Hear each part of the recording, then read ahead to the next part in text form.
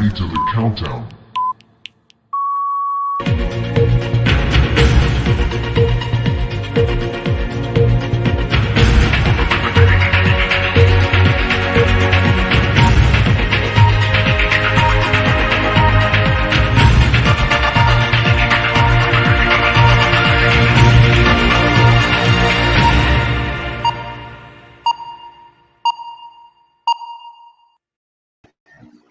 Hey, our community artist, responsibility, Racine. How you guys doing? Welcome to the show. Your host, Monte Azul Cruz Seymour Sr. Please call me Monty. You know it's easier. So we're doing this one from home, as always, during this coronavirus situation. So you're going to hear children in the background, people occasionally coming in and out. Right now, we're getting prepared to introduce somebody. I am having some technical difficulties at the moment. I'm trying to get his questions up here and his bio. I'm just now realizing that I'm having problems with this.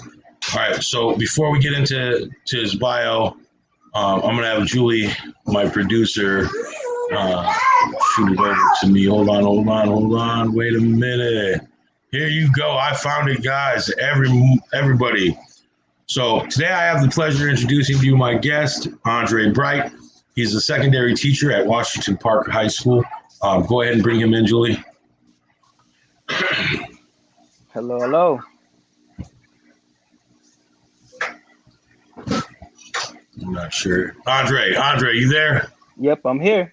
Can you hear me? Yep, I got you. I'm having difficulties on my end. Let me try some new technology here. I was trying to connect with these headphones to make sure I could hear you clearly. Can I hear you? Yep. Okay, you can hear me. I can hear you. Awesome, brother. How you doing today? Man, I'm hanging in there, man. How about yourself? Every day is a challenge, man. I have children at the house. They're monsters. They abuse me on a daily basis. I know you know the feeling. We're talking about that this morning. So, Andre, I definitely like to thank you for taking time to talk with us. I know all of us have a busy schedule. I know you're preparing for the school year, but I'm definitely looking forward to talking and exploring your perspectives on the current issues and concerns around here in Racine right now. But before we get into that, let's talk a little bit about your story. How long have you lived in Racine or the Racine area, and how would you describe your path to becoming a teacher? Okay, so I've probably been in the Racine area for going on, I want to say about 5 to 6 years now. And I'm just a little old guy from Memphis, Tennessee. Born and raised, thoroughbred Southern boy. I spent most of my life back at home, and actually ended up moving to Nashville before we moved here to Wisconsin. When I came here, I was a terrible kid. This didn't respect people like I should have. Has had zero tolerance, seeing many things growing up, and actually ended up getting my life together. Graduated from Mary D. Bradford in Kenosha, Wisconsin, and at the age of 17. So, at the age of 17, what does a guy do, right? You got a whole year until you turn 18. I ended up just working like crazy, trying to establish myself as a man. And then what ended up happening at the age of, I want to say 22, 23, I ended up going back to college, where I went to the University of Wisconsin-Parkside and graduated with a bachelor's in the art of communication. From there, I want to say that, it's at the time I was working as a supervisor at Sprint corporate store, and I kept telling those guys like, "Hey, when I get my degree, I'm out of here. I don't care. I don't care what I do. I'm getting out of here. I'm using my degree."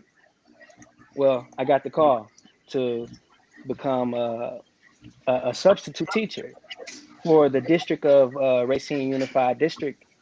And the more I work with these kids, the more I started to see a little bit of myself in them. And that just did something to my spirit. And it's just like, I started being more proactive in the classroom and taking charge and talking to kids who just reminded myself of me. And what ended up happening, I guess I did such a stand-up job at Washington Park. They said, "Hey, we don't want you to go anywhere. We want you to do the freshman seminar teacher position here under a Title One, which is pretty much temporary. That's like they're like beneficial funds. So it's just like, okay, cool. Gave that a chance, ended up loving it, and decided from there that I was going to continue doing what I was doing. And now I'm going into year 3. Wow. All right. Well, other than academics, since that's an obvious thing that you deal with. What are some of your most profound responsibilities inside of the classroom? So most of my responsibilities in the classroom is just to make sure everything runs smooth. I connect with kids, not every connecting with kids is it's not easy. It is not an easy job. Um, as a responsibility, it's like, Monty, if I needed to teach you something, I need to be able to reach you first. I can't teach you anything if I can't reach you. So what more can I do than to relate to you? I'm gonna find something that you're into. I'm gonna talk to you about my background. I'm gonna talk to you about where I come from and what I believe in, and I'm gonna connect with you on some type of plane. And then I'm gonna be able to teach you something. And also, just because I'm teaching you something doesn't mean I'm shutting myself out to learn something from you.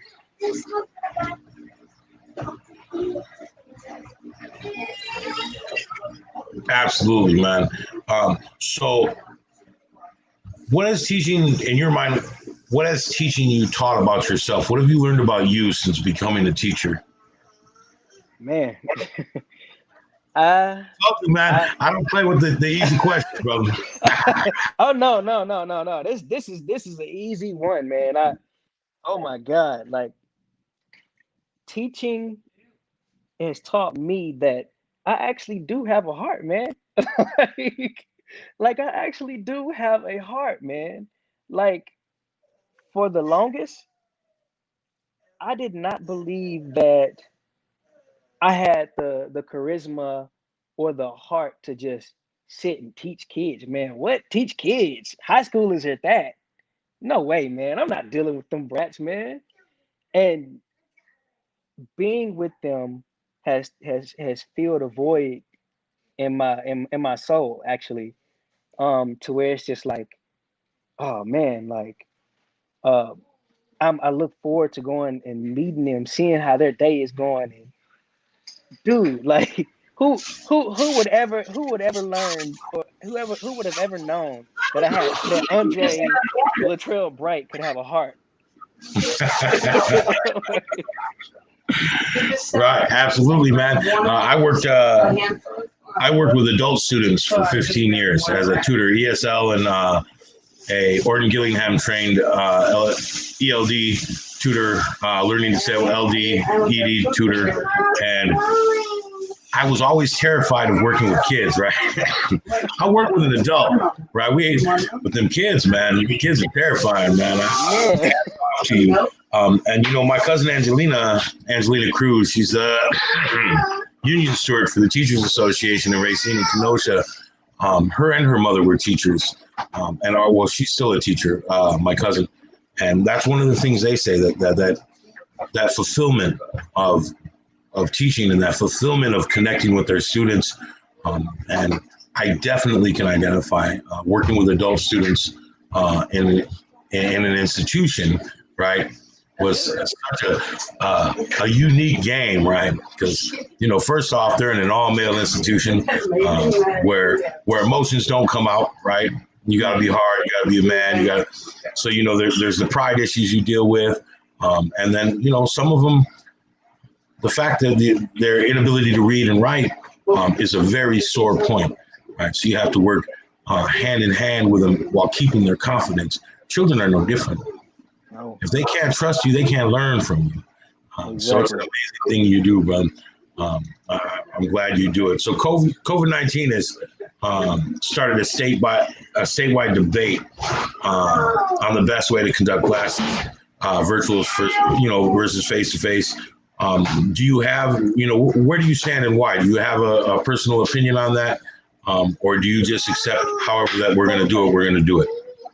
Man, now I will admit this is a tough one because it's like man, here's COVID-19. I'm only 31 years old, and never would I have ever thought that I would be locked in my home and I have to wear a mask out in public, you know? So here's COVID-19, and now we have to face this decision to where do we put our kids in danger, or do we follow protocol and make sure that we do everything that we can to take care of these kids and take care of ourselves? Well, I can tell you now, Monty, I am so in between because for me, I have to talk on both sides because I'm in between.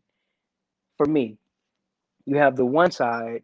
If we say no, we're gonna do remote learning.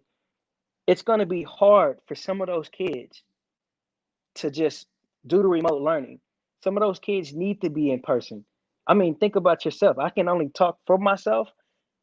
When I was going to college, I hated online classes because the teacher, I need to be in front of the teacher to ask the teacher a question that was concerning to me at all times. That was you got the hands-on teacher right there.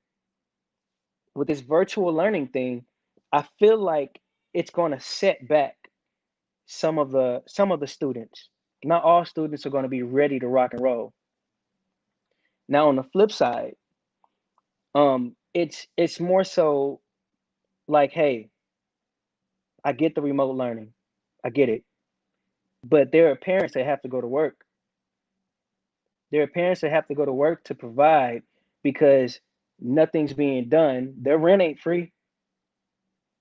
Their rent is not free, and it sucks because it's just like you have some kids who have all the resources available. Then you have the other set of kids who don't have any resources available. So I'm really So stuck.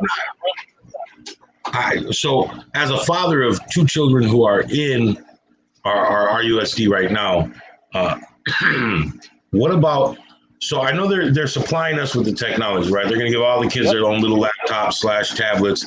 Are they going to have their own Wi-Fi internet attached to that, or do we have to supply them with Wi-Fi? Because I know there are many families in our community who aren't blessed to have the extra money to pay for internet at home. What about those children? How do we support those children? So I'm not sure. We haven't gotten our technology yet because our children are under grade 2. They're going into first grade this year, so we won't get ours till mid-September. We're doing paper packets right now, but they're going to be supplying us with this shortly. And when they do, we have Wi-Fi. We're blessed. Yep. We're lucky. We can afford to have Wi-Fi. We have high-speed internet. But what about families that can't afford it? Are those tablets going to be Wi-Fi on their own? Do they have their own cellular service? Have you heard anything about that? Have they informed the teachers of that? So to my knowledge, and I don't know, like it's just what I've been reading is that it will be available. I can't really fully speak on it because I don't want to put any false information out there.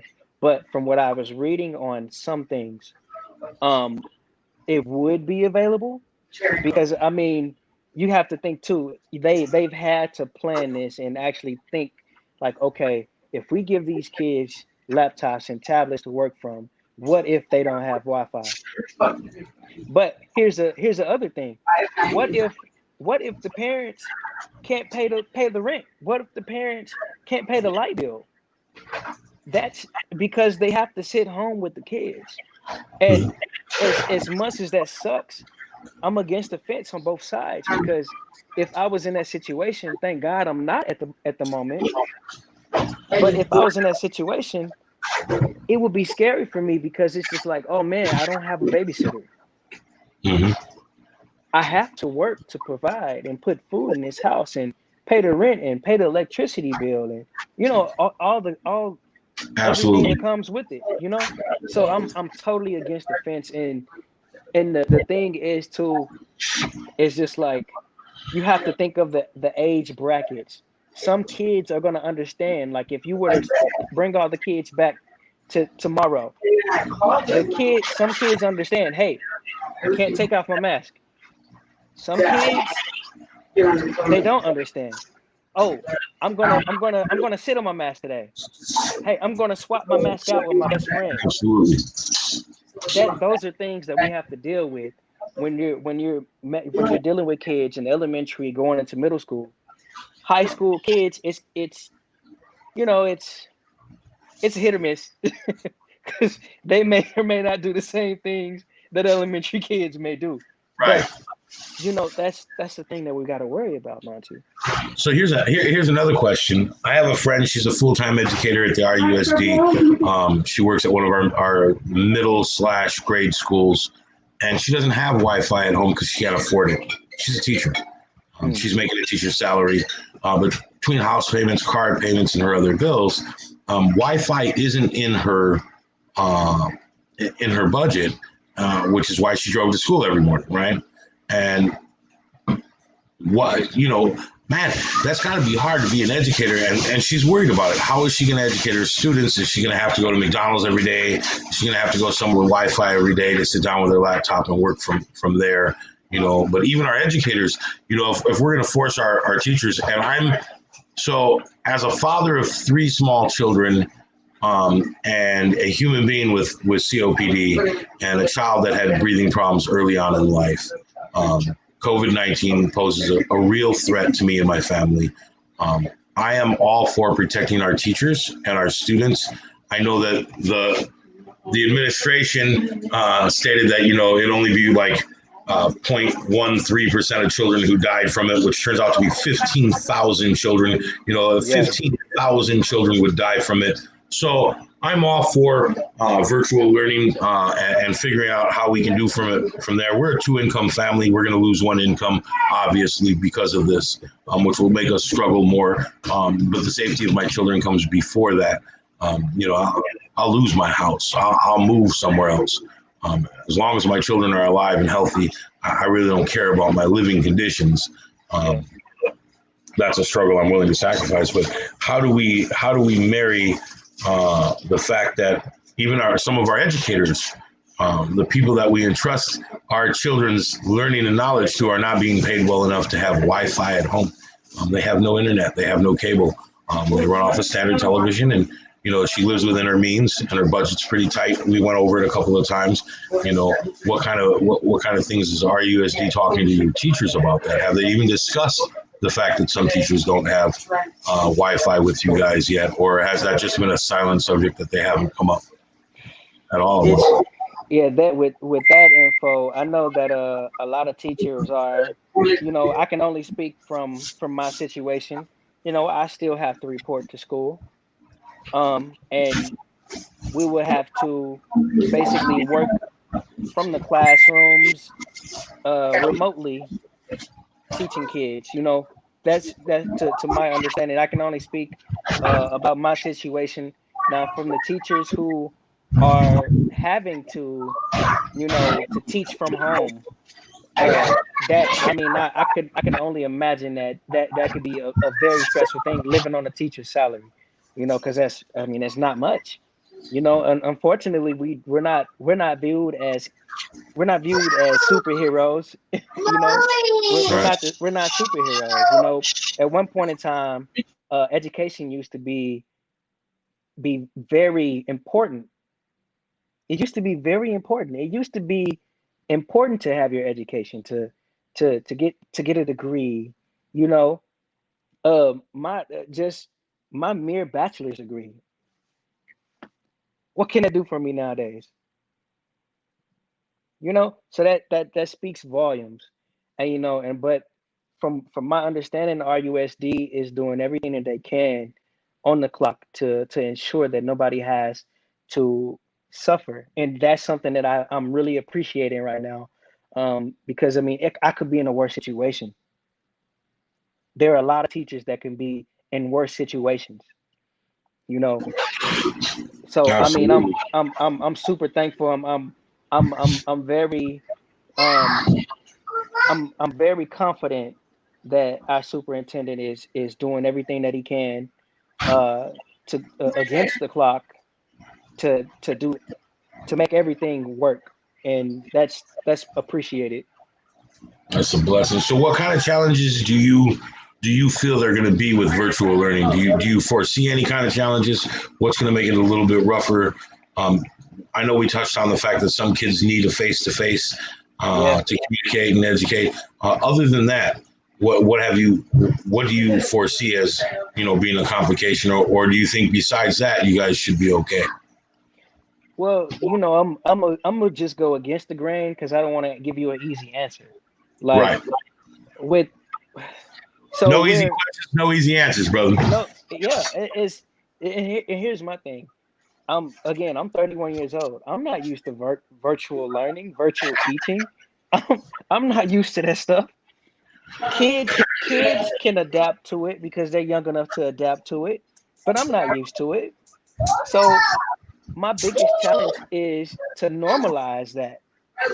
Normalize, hey, seeing a kid behind the screen now. Talking to kids. It's just like, Monty, if I was to teach you how to do math, how can I teach you how to do math like this? Are you gonna keep raising your paper up?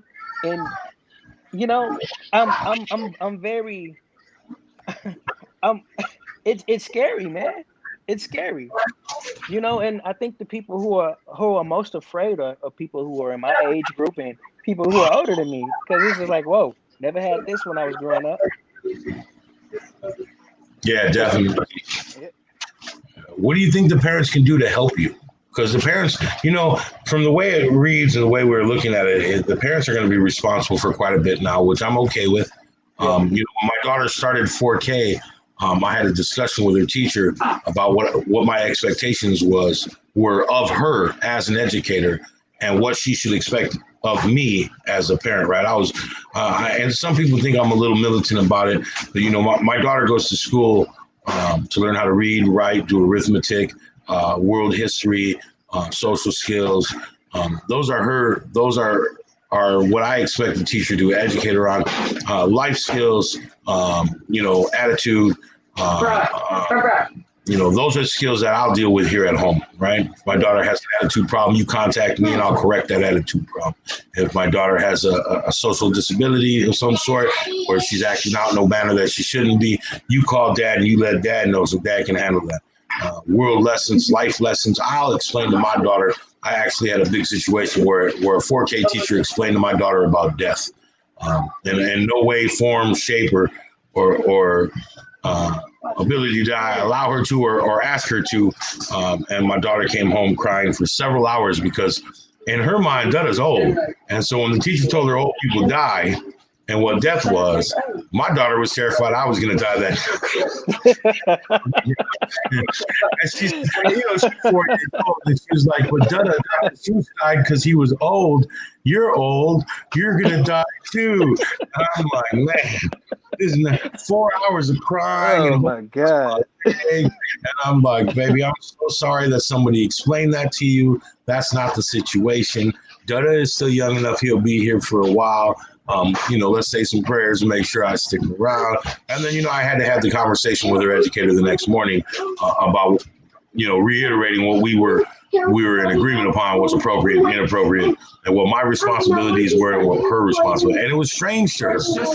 I think our teachers have become so used, our educators have become so used to raising our children that they don't understand there are still parents out here who will raise our own children. Right? Oh yeah. I didn't educate my daughter about the hereafter because I wanted her to be old enough to discuss it herself and ask me when she was prepared. So, there was no mention of God in my home. Although I'm a religious human being, I'm a spiritual human being. I have a very strong connection with my God and a very good connection with him and a bond with him. In my heart and in my customs, I allow my child to grow and decide what she would like to discuss about it. And so it has to be difficult. So where now do what onus now do we place on the parent, right? Now that they're going to be home educators alongside you, right? They're going to be assistant teachers now. Oh yeah. Oh yeah. Assistant teacher with no training and no skills for some of them. What can they do to better help you educate their children? So I'm not gonna lie to you. This this is tough for me to look at a screen for 8 hours of a day. So we expect our children to look at a screen for 8 hours of the day. And the thing is this, man, it's just like the only thing that I can hold a parent accountable for is making sure that their kid is glued to the screen for 8 hours of the day. You hear how terrible that is? I have to make I have to have you force your kid to look at a screen for 8 hours of the day. So um with that, that's a tough question, Monty. It's all about, I'm pretty sure it's gonna be like breaks in between, because you know when the parents, like, if any parents are gonna be helping with the kids, I would definitely assume to where it's just like, hey, can you just make sure that your kid comes back um on time? Can you make sure your kid isn't doodling while I'm teaching? Can you make sure that your kid, if he has a question, if he or she has a question, let them know that it's okay for them to ask me, hey, Mr. Teacher, Mr. Bright, whatever you want to call me. I don't get this. Can you explain it a little bit better for me? Maybe this may be an evolution to teaching. You know, maybe we can finally get to the point where we don't have any kids left behind. Yeah, absolutely. We've been talking about we've had open conversations. I have with educators in the past, and I've been blessed that several of my very close friends are in the educational system. So I have a friend at Horlick. I have a friend now at Park, Andre. I have a friend at Mitchell, James, Olympia Brown, and then one of my closest friends teaches in our private school industry at St. Cat's. And so, I've spent a lot of time talking with them as a tutor and an ESL tutor. So I work a lot with non-English speakers. How much better it is for me doing my work 2 or 3 hours a day with a student, right? Where they can assimilate the information, retain it, think on it for the day, and then come back another day to learn something else. The growing evolution of our educational system is something that, if you look at it, our educational system has never changed, right? It was created in the 1800s, our modern day institutional system for education, and it's continued that way. And I know when it started, we were preparing our citizens and our children for their future in the work field, right? 90%. When you think about it, in the 1950s, the average reading level was 6th grade, right? This is in the 1950s. The average reading level of an American was 6th grade. It's 9th grade now, right? So while you and I are extremely well literate, and my mother was a curseful blessing in her punishments, right? I get my ass whooped. But she much preferred to make me read and write a book report. And now when I say make me read, my mother didn't make me read things I would like to read, like comic books or Garfield or Thor. I read the entire works of Shakespeare prior to my 12th birthday. I've read everything Aristotle has ever written, Plato, Socrates. My mother went hard when she went hard, and there was a purpose for it. She didn't want a stupid child, is what she used to say. My children will not be stupid, right?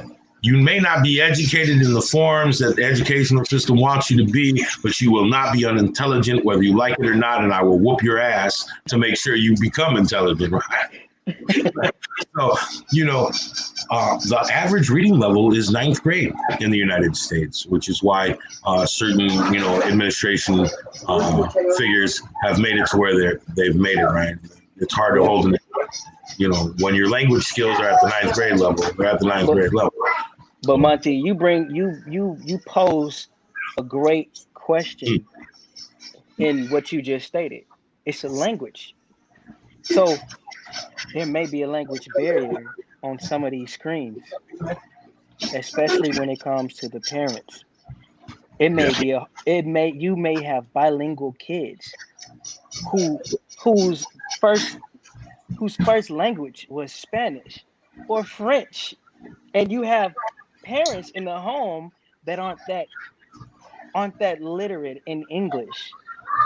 Okay, so what are we going to do about that? Absolutely. That's a hard question, man. That's a And hard question. coming from someone who works with non-English speakers, and here's the most amazing thing. When I became an ESL tutor, I had to go through a mass amount of training just to be called an ESL certified tutor, right? It wasn't just like, all right, I speak two languages, I'm going to be a tutor, and I'm going to help people who speak a different language. In fact, it was just the opposite. I had to be trained on how to not use the student's parent language, their first language, when educating them, right? So you would think the easiest way to educate someone would be say, okay, this is a table, pero en español es un mesa, but in English, dice table, right? Well, actually, it's not. We don't want to use the parent language. We don't want to fall back on the first language at all. We want them to struggle and figure out how to say it in English on their own, right? Yeah. Right. And that way they retain it better. So yeah, with the parents who don't speak English, I can't imagine how rough that's going to be. And that actually leads into this next question. So the Kenosha Education Association stated the pandemic has exposed how underfunded and under-resourced public schools are, while laying bare the racial and economic inequalities for our school and communities and what they face. Here, let me give you the direct quote from the Kenosha Educational Association.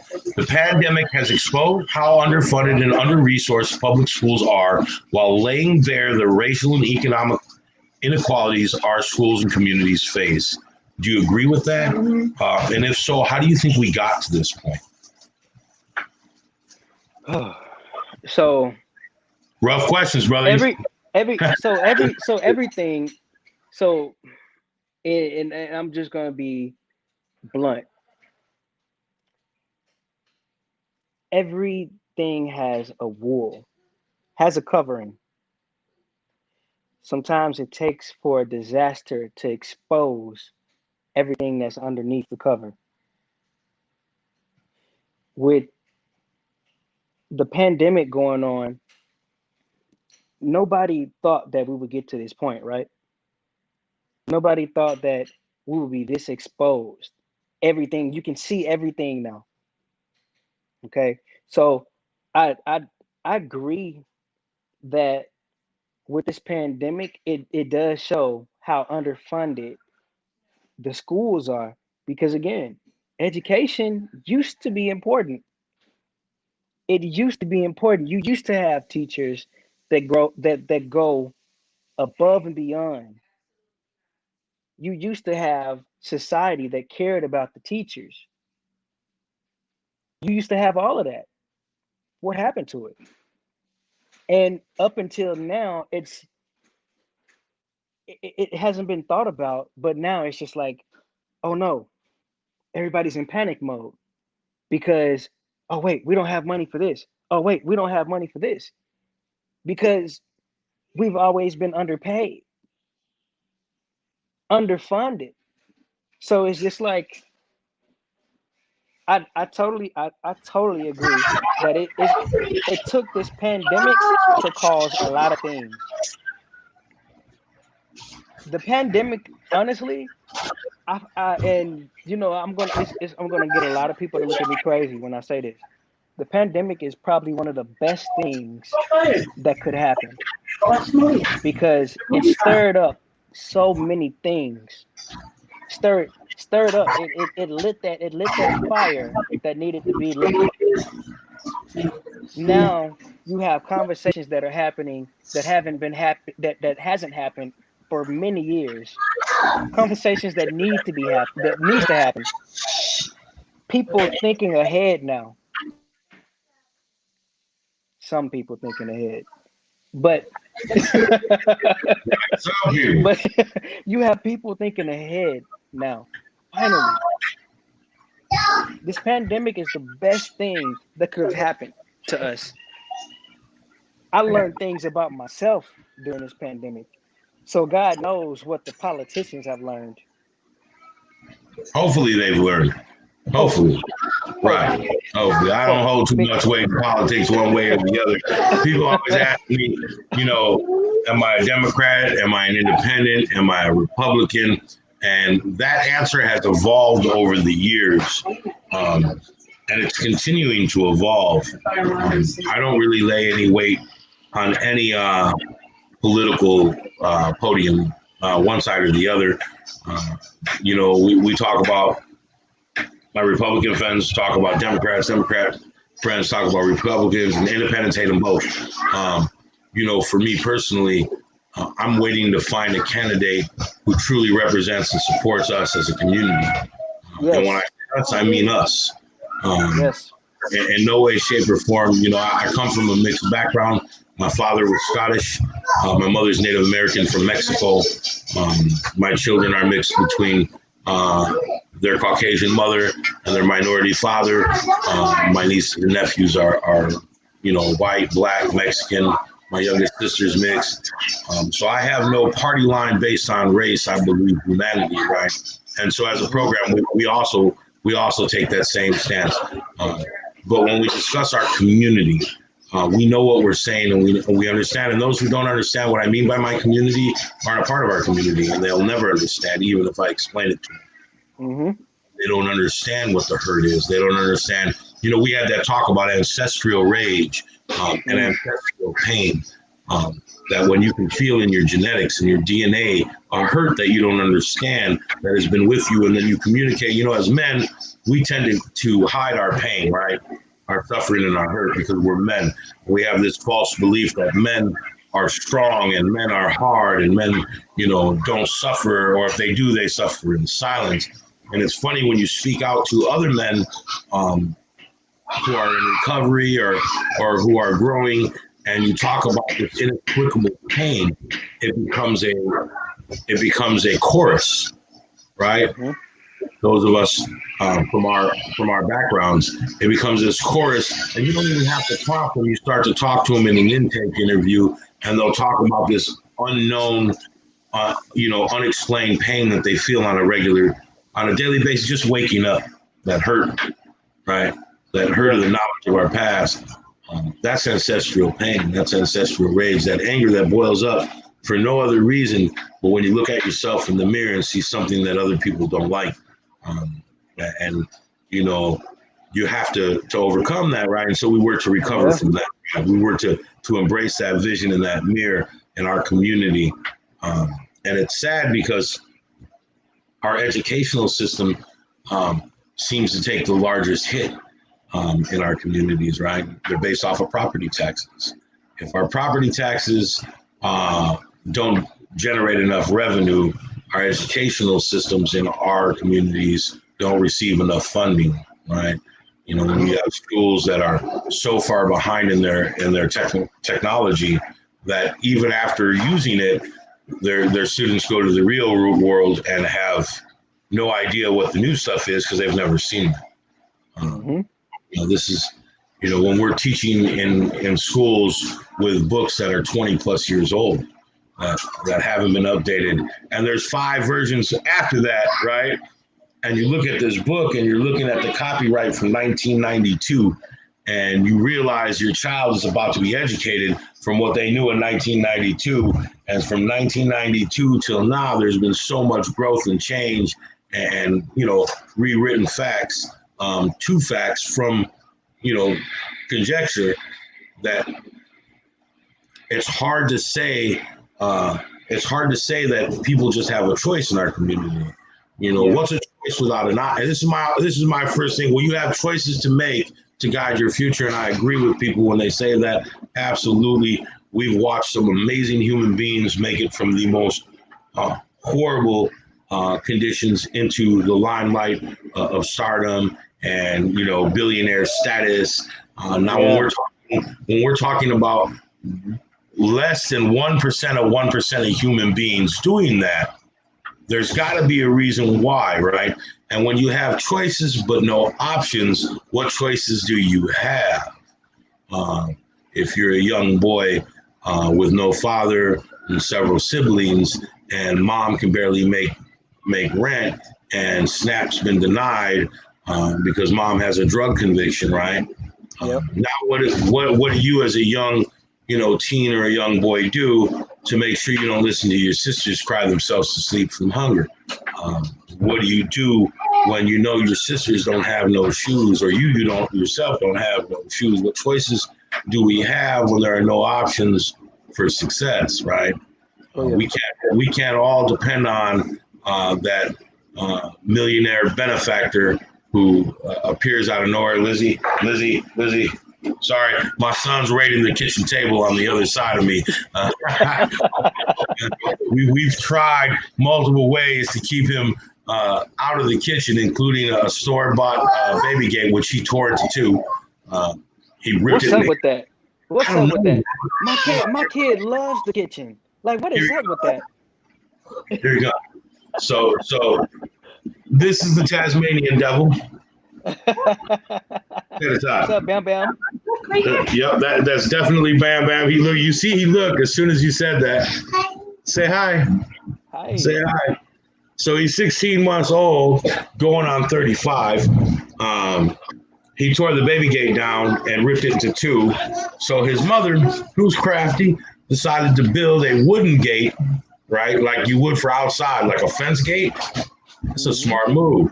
We even put in the outside latches, and he rocked it back and forth. He climbed up to the top, held on, couldn't get over it, and shook it back and forth until it broke the latch, the steel latch, out of the wood, and then he ripped it off the wood and threw it down and stormed off. We have no clue on what we can do to keep him out of my kitchen when we're cooking. Like, ain't no cooking by yourself in my house because you have to have a tag team, right? Man. One has to keep the kid from destroying the kitchen while the other one has to concentrate on cooking.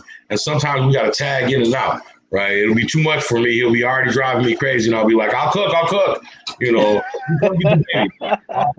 Man, she over there cutting up tomatoes right now. We made some, I made some homemade refried beans and rice, and we're making some tacos and burritos for dinner. And it's a hassle, bro. I just want to order it every day, so I don't have to cook with it till he's older. Trust me, man. I get it, man. Like these days, it's getting tougher. So it's just like, hey, honey, what can I do? what can I do? What can I do? She's making salmon burgers today. Ooh, I've nice. never had that in my life. And it's just I don't eat fish, so it's like, what can I do? What can I do? What do you need me to do right now, honey? So she told me the other day, she was like, babe, I need you here. Because I was going somewhere. And I was like, what help am I really though? Let's be honest here. Because generally when I'm at home, I'm sitting at my computer at the kitchen table screaming, Lizzie, the baby's on the chair. Lizzie. I'm generally at my computer working. You hear him? He mad now. He mad.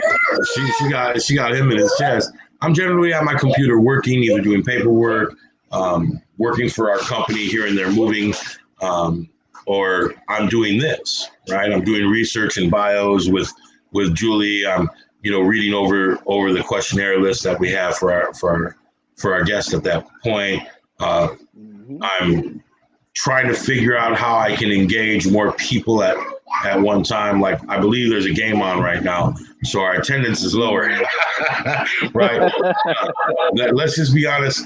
Sports today is definitely something that holds the attention of us. So, we got to do what we got to do. Got to, man. And for me, it's like I love baseball, as you know. I'm Dodgers.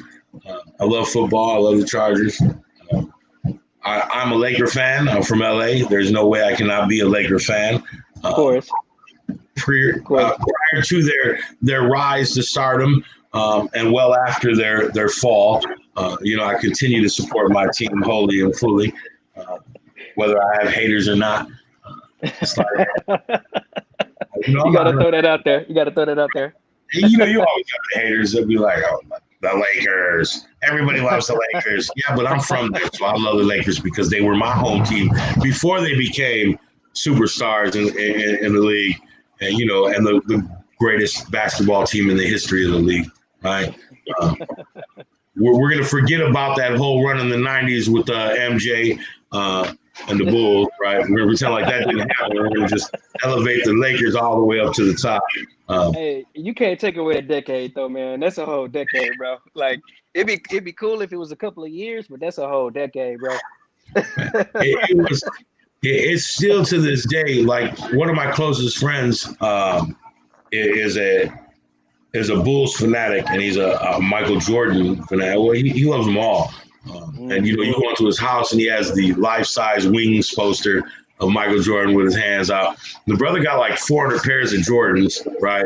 He can tell me, we went to, so I don't know nothing about shoes. I'm gonna be honest with you.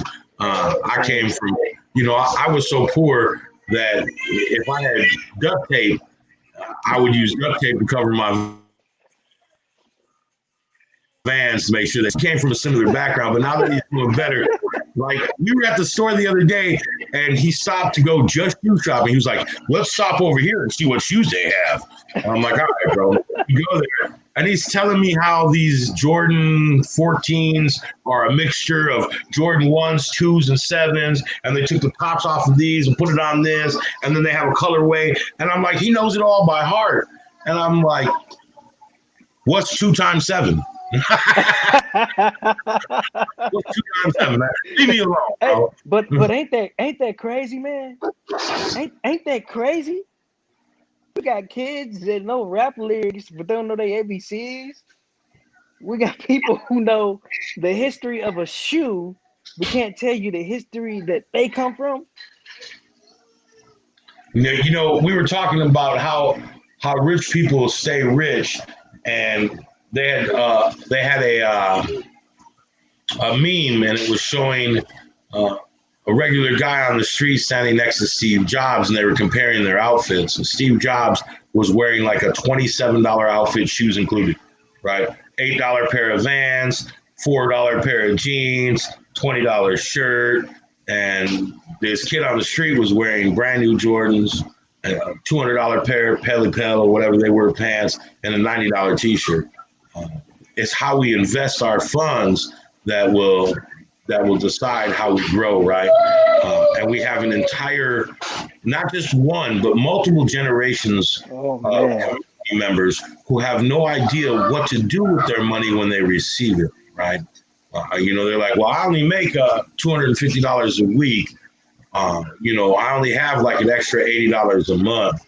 And I was talking to a friend of mine who's an investment broker, and he was like, Monty, you give me $10 a month.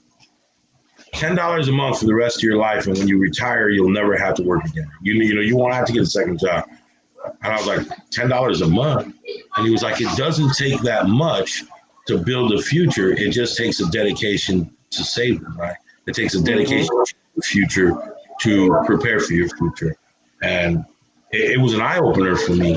Up to this point, I didn't have a retirement. My retirement plan was to work until I died. Right, that's reality.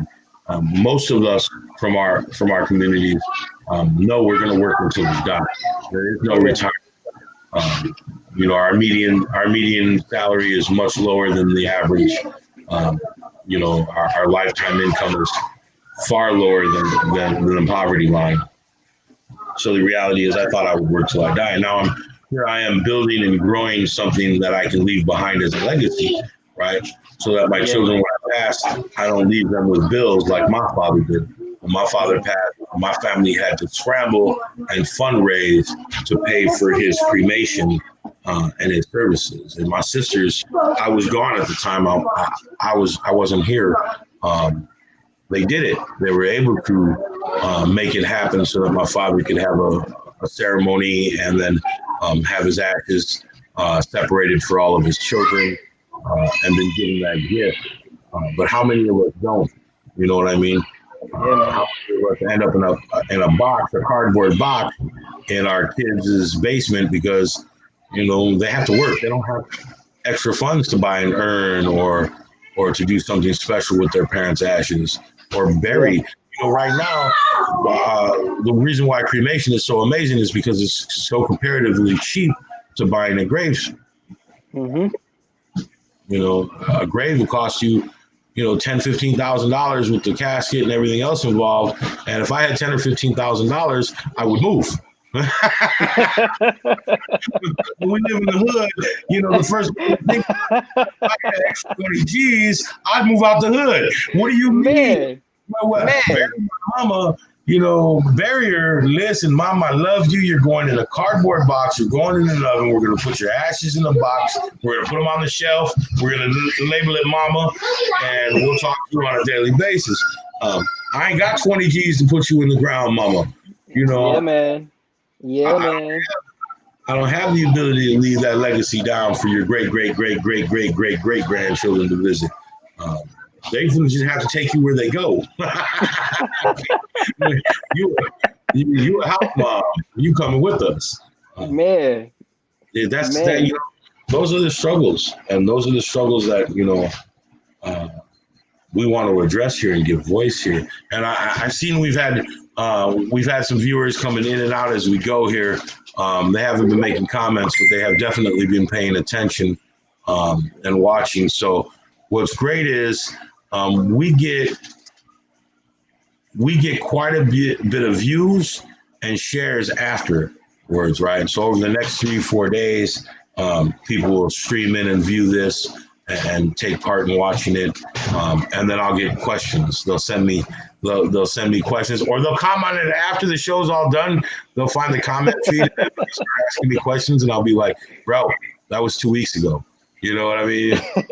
Hey, I'm that guy. I'm that guy. I am too, to agree with you, bro. People will send me an invite to watch their live show, and I'll be like, yeah, I'll get to it. And then, 3 days later, I'll be like, damn, man, hold on, let me ask this question and see if they'll get back to me now. You know what I mean? And they'll be like, bro, man, what's wrong with you? I'm the guy that sends a heart and then come back to revisit on some of the most important parts and be like, hey, XYZ. But I sent the heart out to it, so I loved it. Right. Absolutely, right? Absolutely. The vision for our community, our responsibility, we had talked about it a little bit earlier, is to have a broadcast in every city, right? Milwaukee, Kenosha, Chicago, Madison, Green Bay, Minneapolis, Detroit, Los Angeles. I'm going to be visiting San Diego later this year for a job, and I'll actually be renting a car and driving up to Los Angeles, where I'm from, and visiting some family. I haven't been there since I was a kid, and I'm 44 years old. Sometimes I can hear the ocean and the mountain calling me. Right, I'll sit down at the lakefront here, and it doesn't smell the same. I don't smell the salt. I don't. There's just a difference. The waves crash differently. It's still calming to me, but it's been 30 years since I've sat at at the ocean and looked out on the Pacific, and yeah, man. so I'm gonna go visit. And while I'm there, Lizzie, you can't leave him there. He's got him again. No, he's not. Look in his hand. So sorry, child problems again. No, man, I totally get it, man. Like, me being a native back at home, it's just like the first thing that I do when I go home is I go to Captain D's. And I take a deep breath, man, and I soak in all that air. I soak in that sun, man. Yeah. I soak in the love that's generated around me. So I get it, man. Like, Dude, I get it. I've been on YouTube just looking up my neighborhoods and my old spots, and there's some stuff growing in LA. There's this movement. I don't know if you ever heard of the Fraternity, right? They played off the name the Illuminati, and it's this brother who started the first one called All Flavor No Grease, black taco stand and quesadilla stand in the hood. And What? listen, so in LA, it's a lot different than out here. Our hoods are across the street. Could be a neighboring, a neighboring gang, and you're at war with them, so you don't cross that street. And he got so big that the warring factions out there had to call a treaty because they just wanted to come across the street to buy food from them. And so, they had to approach it as a treaty, an actual treaty. The wars in LA are different. So they're like, listen, we don't want to come over and mess with your homies. We just want to come over and buy tacos from Big Bruh, right? We're patronizing your neighborhood for positive reasons. So I sent word out to him. I'm definitely trying to get to see if we can sit down and have a conversation and I can try one of his tacos. I'm saying, man, I'm a fat guy, bro. You can see the chin. Ain't no doubt when you looked in the camera, you can see both chins when I go down. Right, I'm wearing a B cup right now. Sports kicking it. I'm a food man. So I got a question that's completely off topic. What is your favorite ethnic food that isn't from where Tennessee? Like for me, I just went down south, and on our trip down south, if you look at my personal page, you'll see 7 or 8 videos of my drive from Wisconsin to Texas, stopping off in Kansas, in St. Louis, in Oklahoma, in Texas. Everywhere I went, I got barbecue, right? I'm a fat man. I got barbecue, collard greens, black eyed peas, cornbread, the food that I love, right? So for me, soul food is my favorite food next to traditional Mexican food, right? Because, I cook tacos, enchiladas, tamales.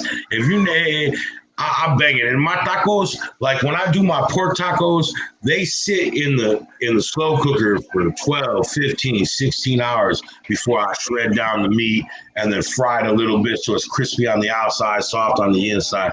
So for you, let's talk because I'm going to go see the Fraternity. I'm going to All Flavor No Grease one way or another here in Los Angeles. I watched the same video 6 times of him cutting up a quesadilla, a 3-meat. He called it the 3-meat quesadilla: chicken, pork, and shrimp, right? So I'm watching it and I'm salivating, right? But what touched me the most was how he was bringing community together through cooking, right? And that, I don't care how we do it. When I say our community, our responsibility, Racine, my vision and my mission is to bring people together, to strengthen our neighborhoods by ourselves without outside interference. Interference is equal to violence, right? When they come in, they stop us from doing our lives and decide what we can do without our input, right? So let's stop the interference, right? And what can we do to build our cities and our communities ourselves? This brother figured it out for his barrio, for his hood. He brought the people together with food. So I don't care how we do it, right? We're going to bring our communities together. We're going to bring strength and growth to our communities. For you, right? What's your favorite food outside of Tennessee food, right? Don't tell me it's barbecue because you from Tennessee. I love me some barbecue, man. I love me some barbecue. Tennessee, I expect to hear barbecue. What's next on the list? Man, okay. So if I have to say anything, I love me some Mediterranean food, but one thing that I was taught to make, I forgot it because it's been a minute since I made it. I'm probably gonna butcher this. Arepas. Okay, I know what you're talking about. Yes.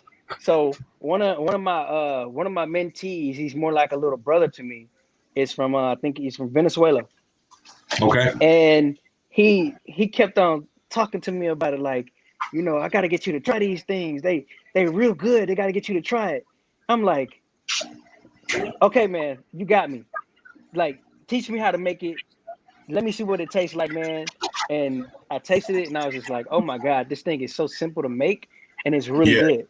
So I would say that I would say that next to some Mediterranean food. I love me some Mediterranean food, bro. Like, Yeah. it's just a different flavor. My niece has recently moved back to the States. She had during her school years, she was an exchange student. She went all over the world, and she met a boy in her senior year, right before she started college and graduated from college, who was from Palestine. And they fell in love and they got married. He's a wonderful human being. I love the man wholeheartedly. He is my nephew 100%. So he came here from Palestine, and he recently came to my home and barbecued. My niece and him barbecued for us, and they used all the same ingredients that we use, but the flavor was insanely different, right? And they made their own tzatziki sauce, which isn't called tzatziki sauce; it's called cucumber sauce or whatever it is. They made their own, like everything from scratch, and I'm just banging this, right? I'm like, man, ain't no pork in this, obviously ain't no pork in this, right? I'm like, I could, if you cook like this every day, I can go without eating a ham or some bacon, all right? I don't need no ham hock or nothing like that. If you cook this for me every day, I'll be Muslim too. I'm just saying, my heart follows my mouth. When my stomach, my heart, one beat. Cook like that, and I'll. How you want me to pray? Well, what? Where are we going? I'm down, man. Cook like that. My drink. Oh, go ahead. Monty, man. I have to do this. I have to shout out this place, bro. It's in Cudahy. It's called Twisted Plants. Bro, you need to check that place out before everything starts back up, man. I will shoot you the info. It's called Twisted Plants, bro. Forget shooting me the info. You right down the street from me. Hit me up and we'll go eat together. My treat. We'll go have some. Is it all vegetarian? It's all vegan, man. It is all vegan. Okay. It's vegan, bro. Man, I had it. I make bread eaters on a regular basis. You might be able to change my mind if it's good enough. I eat meat. I tell people chicken, pork, or beef. Come on, man. Listen, man. It was so good. I didn't even make it to the fries, bro. It was a wrap, man. I didn't even make it to the fries, man. I had something called the super bad. And man, I took like 5 bites of that thing and I finished it.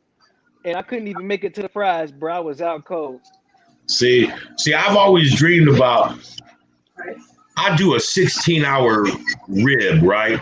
So 16 hours. It takes 16, and that's not with the 2 days of prep time. So day before I start my ribs, I marinate them, right? And I marinate them in my own sauce, right? And then after that, right after 24 hours of marinating in the refrigerator, I'll take them, I'll rinse them off, and I'll put the dry rub on them, right? Wrap them back up in plastic, nice and tight, keep the air out of it, put it back in the fridge for a day. Then the night before I'm going to barbecue, I'll take them and I'll put them in my rib at 190 to 200 degrees, and I'll leave them in there overnight. I get out there the next day in the morning, I pull them out, make sure they're good to go. I'll let them sit in there at 190 degrees until that afternoon. And then right before I serve them, I'll take them out to the barbecue. I'll spread a little bit of barbecue sauce on the top, put them face down so that the top get the most, that first set of grilling, and then I flip them over, do the bottom, and then I re-barbecue sauce the top. And then I take I got a big silver pan bowl, and I'll pour my barbecue sauce in there, and I'll cut my ribs up, and then I'll toss them. And then you just eat them as you want to eat them. But they're hard to eat because when you pick them up, the meat fall off, and all you're left with is a bone. But I wanted to do a fusion taco truck where we took deep down south soul food like ribs and brisket, and collard green, and black-eyed peas instead of pinto beans, and made tacos with them and sold them. I'll tell you what, we make $1 million, Andre. Man, I know I can cook. So, man, I'm telling you. the way that you just described that by detail, you might as well go ahead and open up what they have a OnlyFans. You need to do a Only Food and just go on there with the smoothest voice you can come up with, and the way that you described how you just made that food, talk as smooth as you can for that, and do that for people who like to hear about food, bro, because that'll be a straight killer. Oh, listen, our first our first comment of the night was about food. Nephew said he can cook. I need some food, Unc. So I tend to, like most families from our community, I tend to have a lot of barbecues, like a lot. If it's a Saturday afternoon or a Saturday evening and it's nice outside, you can expect 5 or 6 people at least in my backyard in the grill going, generally speaking. And then every one of our birthdays or holidays, we try to start. So, I'm co-owner of a business called Here and There Moving Inc. We have 3 partners total. We are a family company, even if we're not blood related. And so our employees come from our neighborhoods. They come from our communities. We try to employ within our own. Not that we wouldn't hire outside of our community, but we want to give that first shot to those people in our community trying to change their lives and trying to become better human beings, or at least support their families. If they are already good human beings, we're gonna do our best to weed out anything that we would find would put our clients in danger, obviously. But we give preferential treatment to those coming from our background and coming into the world. And so I make them come to my I'm a horrible human being. I'll call them up and be like, hey, we got a job on Saturday. They'll be like, what? We have Saturday off. No, y'all got to come into work. I'll holler at you when you get here. And they all know what happened. I'm barbecuing, and they got to come over and eat for free, right? But they coming over to eat whether they want to or not. And then, we barbecue every holiday. We call the whole company together. And we had a beautiful woman, Amy May. She's one of the founders of Here and There Moving. She came in at the beginning with us, and we invite her to everyone. She's without her, we wouldn't have a company, right? She's seen a spark. She's seen a possibility and a vision. She got the 3 of us who are now the owners together, and we created Here and There Moving as a team. And so she'll come and she'll show up, and she'll always giggle and laugh. And she talks about the chaos of my crazy house, but she always shows up anyway, right? It's always amazing. But I'm definitely a foodie, bro. I think what it is that coming from the disparity of our past, being able to join. This is my daughter, Danica. Hey. She is definitely a monster. Go eat your. She's eating a burrito, which she just wanted to show. Eat it outside. Why not? Too many bugs? Too many mosquitoes? All right, go sit down in the living room and eat. Got it. We definitely use food as a means of healing and togetherness. My truck group is talking about doing something for the vets, and I was going to talk to you about cooking. Jim Bob, hit me, man. I'm always down to help our veterans, the men and women who sacrifice their freedom and their lives for our freedom, are somebody I'll always support. So yeah, Jim Bob, hit me up, brother. I'm definitely down. Hey, Andre, I just want to say thank you, brother. We had them conversations, and it was such an amazing way. I don't know if my viewers know this. Our community, our responsibility. I met Andre in the weirdest way possible for us to end up in the position we are now. He called me one day to ask me if we had availability to move his family coming up here. It's in late August or early September? Yep, early September. Yeah, early September. And we had discussed it, and we just kind of clicked on the phone and talked, and we started we started talking about your work with your frat. Why don't you tell us a little bit about that before I go on about how we got to here? So I'm a proud member of Kappa Alpha Psi Fraternity Incorporated. So my frat just instilled a lot of things into me. Man, when I say that, fraternities are different for everybody. So my experience may not be the same as anyone else's, but with what was instilled into me, it was just a lot of responsibility. I was no longer just Andre. I was Andre of Kappa Alpha Psi. So anything that I did reflected my fraternity, and everything that I had, it was just like I had my brothers, and I don't want to. I don't want my brothers to be ashamed of me. Why would I go out here and do something stupid? So I want to say for 3 years, I ended up doing a community service. Um, I want to say by the Oasis, North Beach Oasis. I threw it was called Burning Sands party. And I would throw a party. I would invite fraternities and sororities out there, and I would just cook. I had this little mini grill, man. I'm such a big dreamer. Had a little mini grill, and it was just like I was cooking hot dogs and everything, and making drinks and all this stuff, man. It was just a blast. But with my fraternity, man, we have programs for the kids, Kappa League for the boys to help shape them into young men and get them shaped for their futures.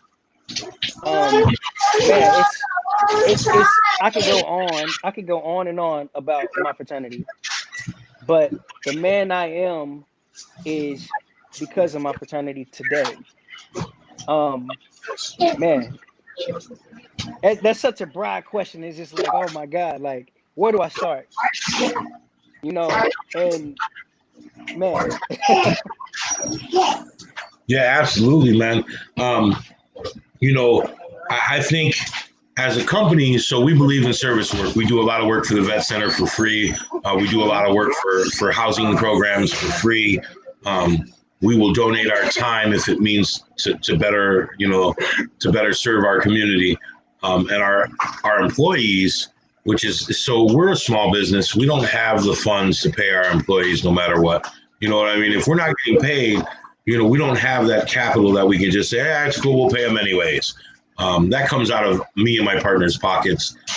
And sometimes if we're low enough hours to where, our men need to make up hours because they're losing out, we will. Dave and Kevin and myself, or Amy before, we were willing to lose our cut in exchange for making sure our employees could feed themselves and home their children, and care for themselves. But with your fraternity, service work, how does that work with your fraternity now? Are you still doing service work? Do they participate in service work? What community do they serve? So we service all of the community, with emphasis on the Black community. But we serve everybody. We service everybody, man. Because the community needs service, man. Like, we try to do cleanups. We do cleanups. We do food drives. We do coat drives, backpack drives, anything that you can think of, man. We do it. That's beautiful, brother. And it's just like, you have brothers. That's our motto, man. Achievement in every field of human endeavor. So we're gonna achieve in everything that we do, man. Like, so, at any point in time, we definitely gonna rap. Because I see more opportunities and more and more ways that we can help each other. Yeah. So it's like it's definitely something to rap. And I seen that it was a comment. I definitely would like to work with Jim as well. Jim's an amazing human being. Trust and believe. Uncle status doesn't get handed out easily. You'll see a lot of my viewers will hit me up and say, "Hey, Unc, that was a title I was given by work, not for free. And I try to, the Native American philosophy is that there is all members of the tribe are related, regardless of blood. When you approach a man or a woman of your age in the tribe, you refer to them as brother or sister, right? If they're from your generation, and if they're from the generation next above, you refer to them as auntie or uncle, unless they're close to you, and then you refer to them as mother, even if they're not your birth mother. And then as they age, it goes up, grandmother, grandfather. So I take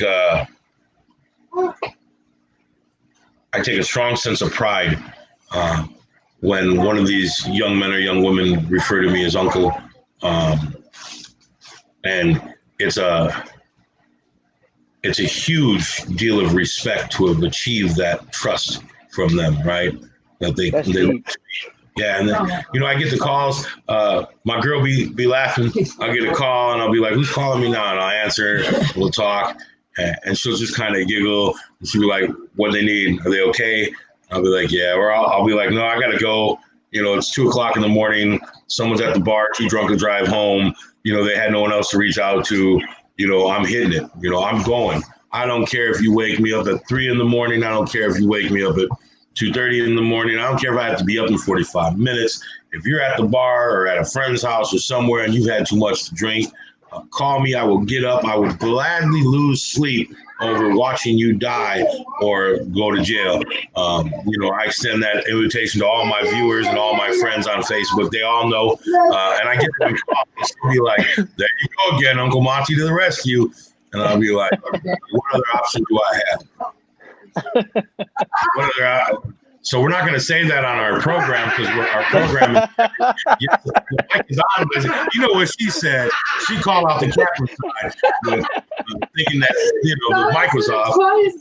"I was so quiet. I didn't think he could hear because he's deaf in one ear." Right? No, I heard her. I heard her over there swish washing and wish washing. She lucky I don't. I'm not really serious. I get whooped on a daily basis here, bro. So, I got my older daughter here as well. She's 26. She over here talking sassy on the other side. I'm about to be 27 next week.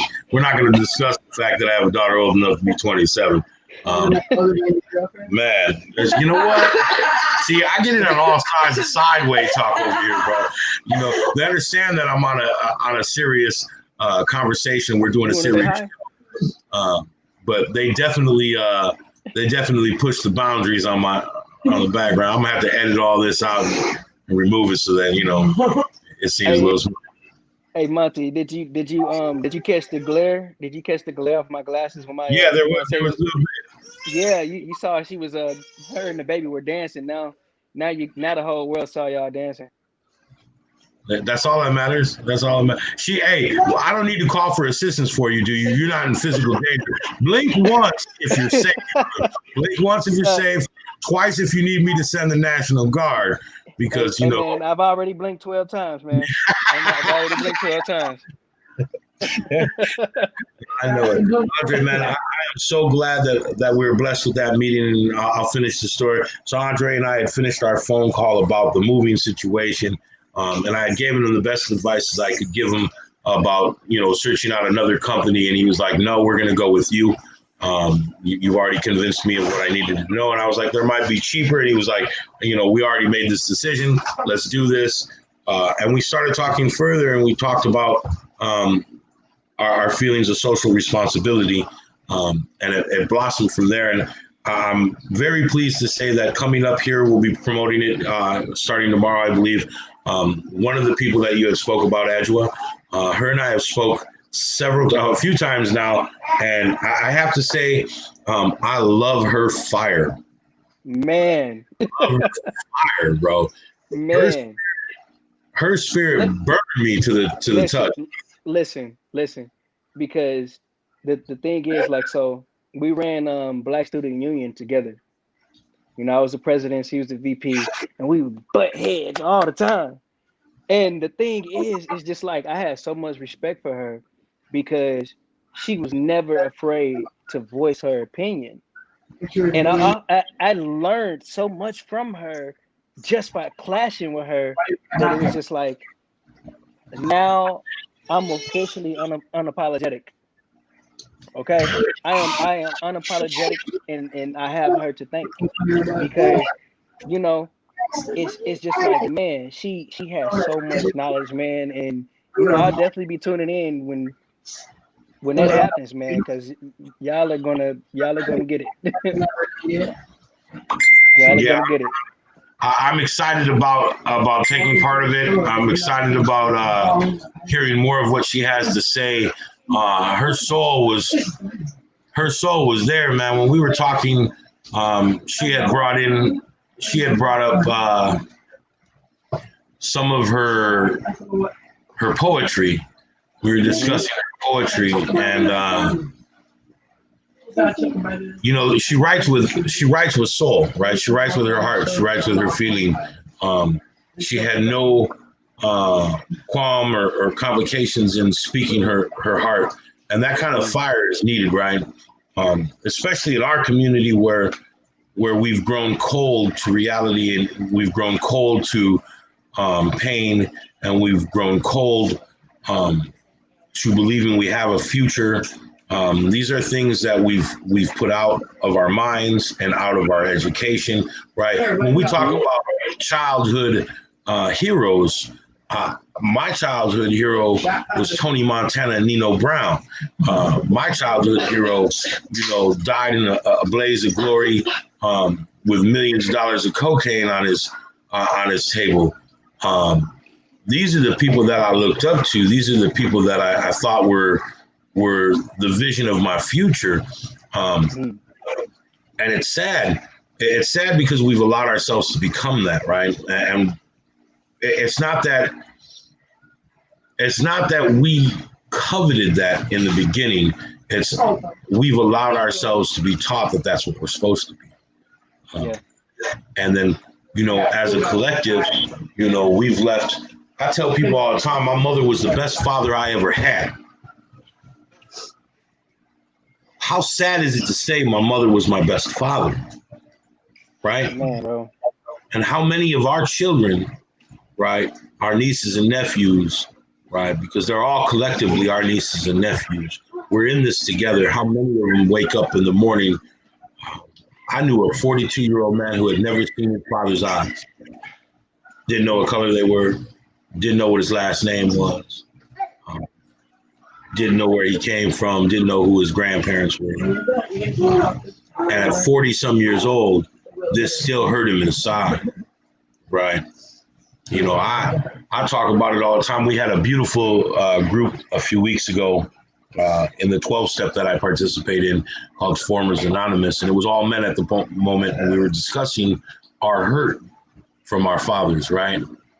The things that we lost without our fathers, the things that we had seen without our fathers. And that's something men don't talk about often, right? We have this stigmata about speaking about our dads or the pains, our pain and our suffering.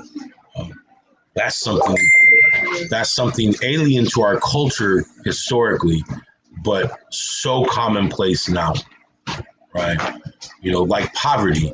Poverty has nothing to do with the history of our cultures. We were never poor people, right? We are not poor people. We are strong, proud. Our cultures have meaning. It's like the word Latino and Hispanic. I despise those words. I hate when people talk that way. And I tell them and I speak out, and they're like, well, what do we call you? I am an Apache from Mexico. I have a heritage. I have a history.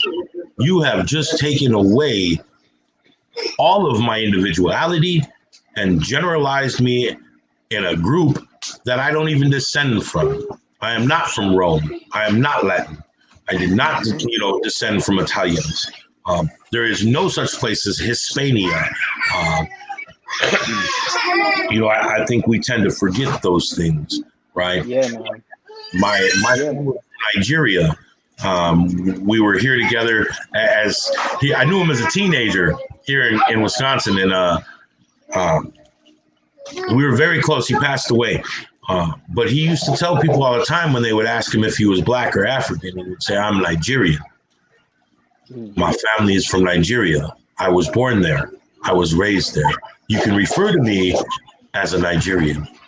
So do you see how proud of a statement that was? I can't say that. You don't know. When I have people address me, I tell them to refer to me as a Black American. I can't, and I am descended from Africa, but I don't know what tribe I belong to. I don't know what part of Africa that I belong to. That's that ancestral thing, brother. And the thing is, when I have people refer to me, you refer to me as a Black American.